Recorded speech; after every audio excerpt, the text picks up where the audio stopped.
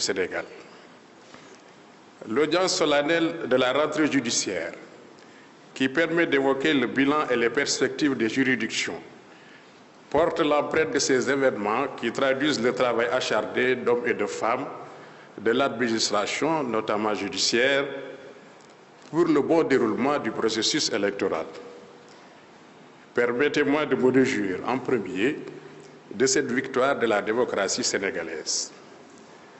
Que Dieu Tout-Puissant vous donne la grâce de bien accomplir votre mission et de laisser une empreinte impérissable dans la mémoire de l'État sénégalais.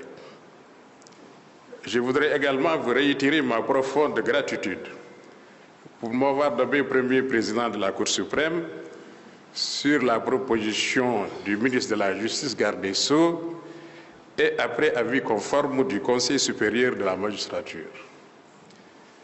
Je mesure avec une pleine responsabilité le sens et la portée de cette confiance. Puisse Dieu nous faciliter cette lourde mais exaltante mission.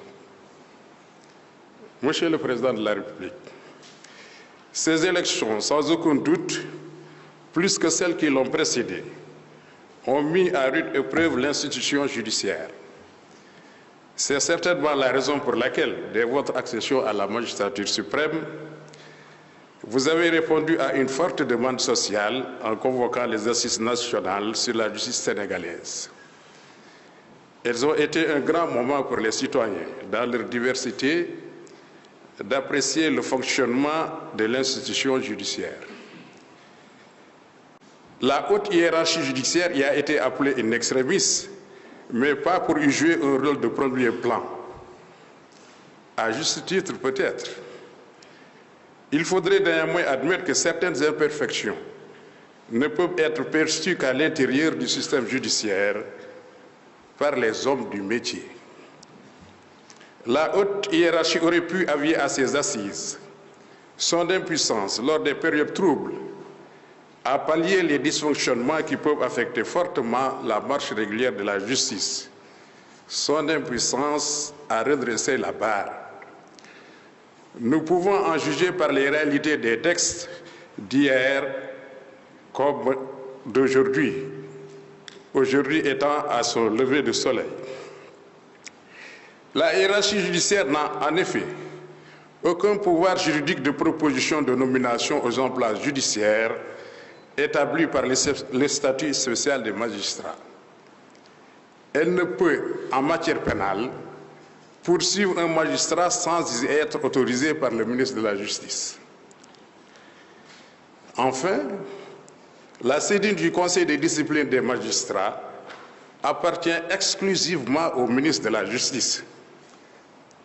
Il s'avère ainsi qu'aucun levier important, ni aucune initiative permettant de mettre fin à un dysfonctionnement du système judiciaire n'est confié au pouvoir judiciaire, aux magistrats. Dans ces conditions, en cas de difficulté majeure, les regards doivent se tourner vers le ou les maîtres du jeu pour situer les responsabilités. En tout état de cause, une fois nommé, le magistrat ne doit obéir qu'à la loi et à sa conscience, en conformité avec les termes de son serment. La formule de la prestation de serment contient toutes les dispositions nécessaires pour que le juge, qui est le gardien de la loi, soit également gardé par celle-ci. Il me semble donc peut-être vain de s'interroger sur la question de savoir si, d'un point de vue culturel, il ne serait pas plus judicieux de conférer au serment du magistrat un caractère religieux en l'exprimant dans les formes requises par nos religions pour créer ainsi un impact plus important sur sa conscience. Cette réflexion cache peut-être l'idée plus globale que le fonctionnement de l'institution judiciaire devrait s'inscrire dans nos valeurs sociétales pour permettre au peuple sénégalais, au nom duquel le magistrat rend ses décisions, de mieux se reconnaître dans son juge. Montesquieu nous enseigne, dans son ouvrage emblématique de l'esprit des lois, bien connu des juristes, que, je cite, « Les lois doivent être tellement propres au peuple pour lesquels elles sont faites que c'est un grand hasard si celle d'une nation peut provenir à une autre. Fin de citation. Dès lors, sur le fond du droit que nous appliquons dans ces différentes matières, ne faudrait-il pas s'inspirer des propos du président Senghor qui aimait dire qu'il faut penser par nous-mêmes et pour nous-mêmes? Que penser alors du droit de l'Organisation pour l'harmonisation en Afrique, du droit des affaires qui découle des actes uniformes pris par le Conseil des ministres des États membres? Nos parlements n'interviennent pas pour autoriser leur ratification, ce droit n'en ayant pas besoin. C'est une originalité parce que, selon l'article 9 du traité OHADA, le texte adopté par le Conseil des ministres entre en vigueur 90 jours après sa publication au journal officiel de l'OHADA. Il me semble nécessaire de faire le bilan de ce droit au regard des promesses d'attractivité qui ont justifié la création de cet espace. Les assises de la justice n'ont pas également abordé la question du protocole au niveau de l'État pour mieux situer la représentation du pouvoir judiciaire. Si celui-ci n'y est pas absent, comme l'est l'Assemblée nationale en ce qui concerne l'adoption des actes uniformes, jusqu'à récemment, il n'était pas cependant visible à raison du rang qu'il occupait sur ce plan, en total déphasage avec sa qualité de troisième pouvoir. La suppression récente de deux institutions consultatives a ramené le pouvoir judiciaire à une meilleure position, même si, de notre point de vue, la déclinaison de l'article 6 de la Constitution sur le plan protocolaire pourrait être mieux aménagée. Pour conclure sur ce point, nous voulions insister sur la nécessité de la sauvegarde du patrimoine immobilier relevant naguère du pouvoir judiciaire. Ces immeubles, de Saint-Louis à Dakar, mais également pouvant être situés ailleurs, font partie des sites qui racontent un pan de l'histoire du Sénégal, quasiment depuis la naissance de notre pays. Il s'agit d'une mémoire à conserver absolument par le retour de ces sites à leur destination initiale. La rénovation et la modernisation de la justice doivent avoir pour socle l'histoire de notre pays. Le pouvoir judiciaire souhaiterait retrouver tout son patrimoine immobilier, déjà très insuffisant pour accueillir l'ensemble de ses services, et rendre à autrui ce qui lui appartient. Il nous plaît de rappeler également qu'il est nécessaire de procéder à la relecture de plusieurs de nos textes afin de leur procurer une meilleure cohérence. À en juger par les nombreuses demandes d'avis au Conseil constitutionnel depuis l'année 2016 pour la précision de la pensée du pouvoir constituant et du législateur électoral, ainsi que les efforts d'interprétation du juge judiciaire pour donner un sens à certains textes, on est en droit de se demander si nos lois sont bien pensées et si elles ont été énoncées clairement. Il revient certes au juge d'interpréter la loi. Il importe cependant, notamment dans certaines matières qui, comme le droit électoral et le droit pénal, cristallisent l'attention des populations sur la justice lorsqu'elles impliquent des questions ou des personnalités politiques, que la loi soit suffisamment claire, tout au moins dans son esprit. Il faut pour cela plutôt avoir une approche systémique et éviter les modifications partielles, voire parcellaires, qui n'ont d'autre effet que de rendre nos textes nébuleux, voire contradictoires. Ces points soulevés constituent un des volets sur lesquels la doctrine est plutôt attendue. Monsieur le Président de l'Assemblée nationale, c'est avec un immense honneur que je tiens à vous adresser mes chaleureuses félicitations pour votre élection à la tête de cette noble institution. Votre accession à cette haute fonction témoigne non seulement de la confiance placée en vous par vos pairs, mais également de votre engagement indéfectible à notre République et à ses institutions démocratiques.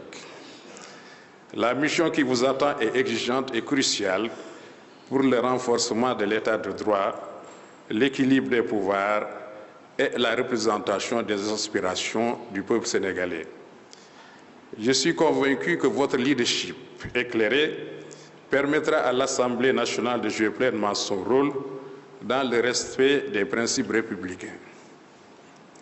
Monsieur le Premier ministre, c'est avec une grande considération que je tiens à vous adresser, au nom de toute la compagnie judiciaire, mes chaleureuses félicitations pour votre nomination à la tête du gouvernement. Votre accession à cette haute fonction témoigne de la confiance de Monsieur le Président de la République à votre endroit et de l'espoir que la nation toute entière place en vos compétences, votre expérience et votre engagement au service de la République. Je suis convaincu que vos qualités de leader, votre vision et votre dévouement contribueront à relever les défis de notre époque et à promouvoir le développement, la justice, le progrès social et l'équité pour le bien-être de tous nos concitoyens. Monsieur le garde des Sceaux, ministre de la Justice, vice-président du Conseil supérieur de la magistrature. Chers collègues, votre nomination à la tête du ministère de la Justice était un sursaut nécessaire dont l'institution judiciaire avait besoin pour reprendre ses marques. Votre connaissance de l'administration judiciaire et vos compétences professionnelles ont certainement justifié le choix porté sur votre personne. Nous nous en félicitons et vous assurons de nos prières et de notre soutien dans l'exercice de vos fonctions. Mesdames et Messieurs les ministres, Mesdames et Messieurs les députés, Monsieur le Président du Conseil constitutionnel, Monsieur le Procureur général près la Cour suprême, je voudrais vous féliciter pour votre nomination à cette prestigieuse fonction. Vous êtes un juriste chevronné, d'une grande générosité intellectuelle, un magistrat rigoureux, loyal, intègre et respecté. Vos qualités seront un atout pour l'exercice des responsabilités éminentes qui vous sont confiées. Nous prions Dieu qu'il vous assiste dans cette noble mission.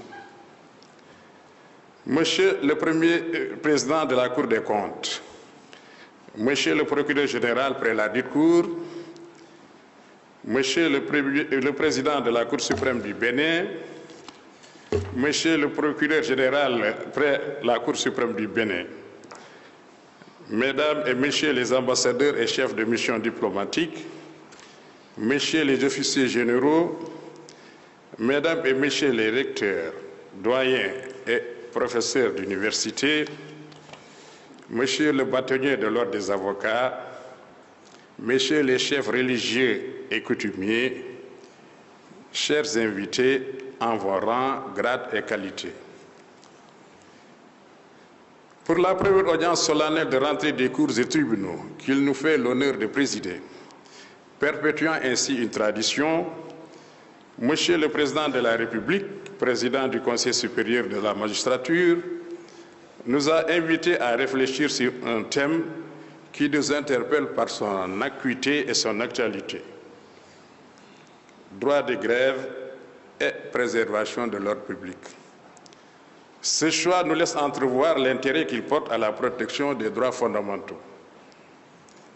Mon collègue, le juge Latirnian, conseiller délégué à la Cour suprême, en a largement fait le tour et je suis tenté, après l'avoir félicité pour la qualité de son travail, de dire, à l'instar du poète, que, je cite, « Tout a été dit et l'on vient trop tard ».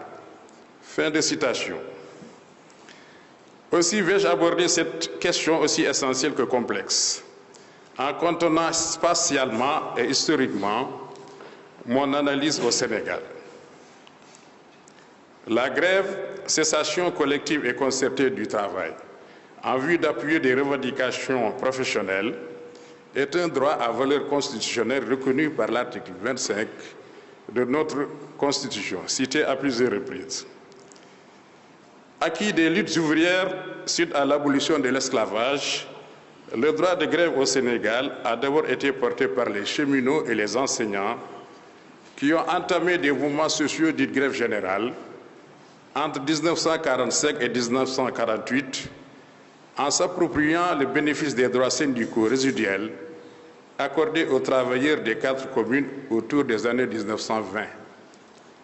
Cependant, le droit de grève a été immédiatement encadré.